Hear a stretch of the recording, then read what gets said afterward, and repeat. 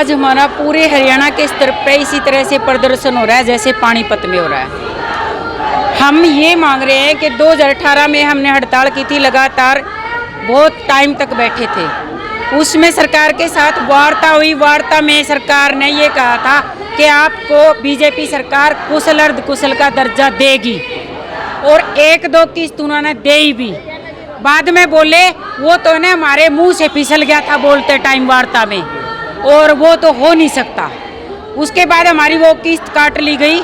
तो उसके विरोध में आज हमारा टाइम है। आज हम इसलिए आए हैं कि अलग अलग सभी जगह जाके आज ये कह रहे हैं हम कि हमारा जो वार्ता हुई, वार्ता में वादा हुआ, वो हमारा पूरा कर दे सरकार, दे दे टाइम रहते। इसी तरीके से 50% का हमारा सुपरवाइजर का कोटा है, लेकिन उसमें अभी पेपर की और इंटरव्यू की और उम्र की कंडीशन हटा दी। वो जबकि मान्य नहीं है, वो हमारा सीधा प्रमोशन होना चाहिए, क्योंकि इसमें 20-20, 30-30 साल से हमारी बहनें काम कर रही हैं।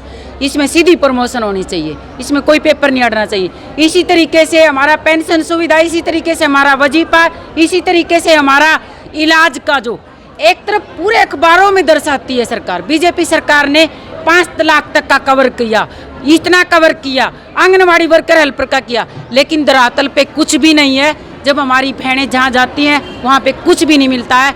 हमारे सेंटरों में कुछ नहीं है, कोई पानी की सुविधा नहीं है, कोई रजिस्टर की सुविधा नहीं है, कोई बच्चों को खाने पीने की सुविधा नहीं है, कोई किसी भी प्रकार से जो हमारे को मोबाइल दे रखा है वो चलता नहीं है, उसमें कोई नेट की सुविधा नहीं है। हमारे सेंटर में ना कुर्सी, ना पानी, ना बिजली, ना घड़ी, ना राशन, ना रजिस्टर, ना मोबाइल दिया था, वो फॉर्म का भी बोली, उनका भी बोली, काम का भी बोली। सन 2018 तक 400 रुपये में सिलेंडर मिला था बाकी। हमारा काम है रजिस्टर खरीद के काम करना। सरकार पता नहीं क्या कर रही है। इस महकमे का नाम सरकार महकमा करती है।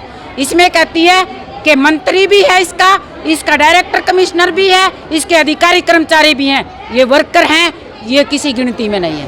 अगर ये टाइम रहते हमारे को किसी गिनती में नहीं लाते हैं तो हम भी आने वाले चुनाव में भी और अभी भी हम टाइम रहते बता रहे हैं कि सरकार इसको टाइम से फैसला ले। जो वादा था उस पर ये ना कहे हमें कि जुबान फिसल गई थी। अगर सरकार की जुबान फिसल गई, अगर मुख्यमंत्री की जुबान फिसल गई तो यह जनता कहाँ जाएगी। तो इसलिए उस जुबान को ठीक करके उस चीज़ को लागू करे सरकार टाइम रहते।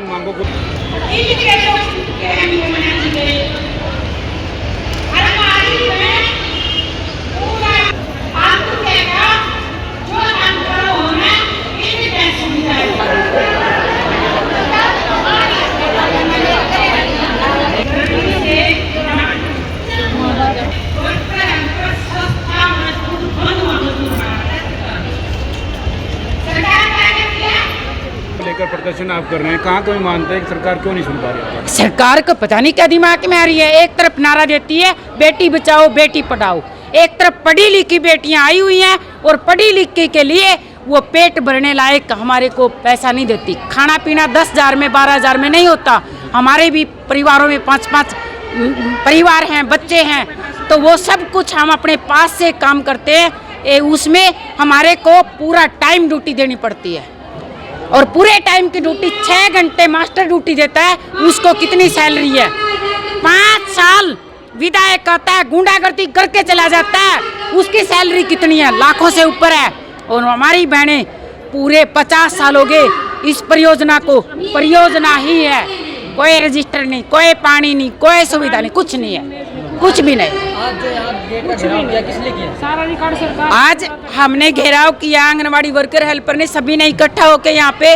अब डीसी साहब मांग पत्र लेने आएंगे तो सरकार के नाम ये मांग पत्र देंगे, नहीं आए तो हम इनको खोल देंगे, अंदर जाएंगे। अगर डीसी साहब और कोई आता है ना, और कोई को ना दे वहाँ मांग पत्र, बिल्कुल नहीं देते। जिंदाबाद जिंदाबाद।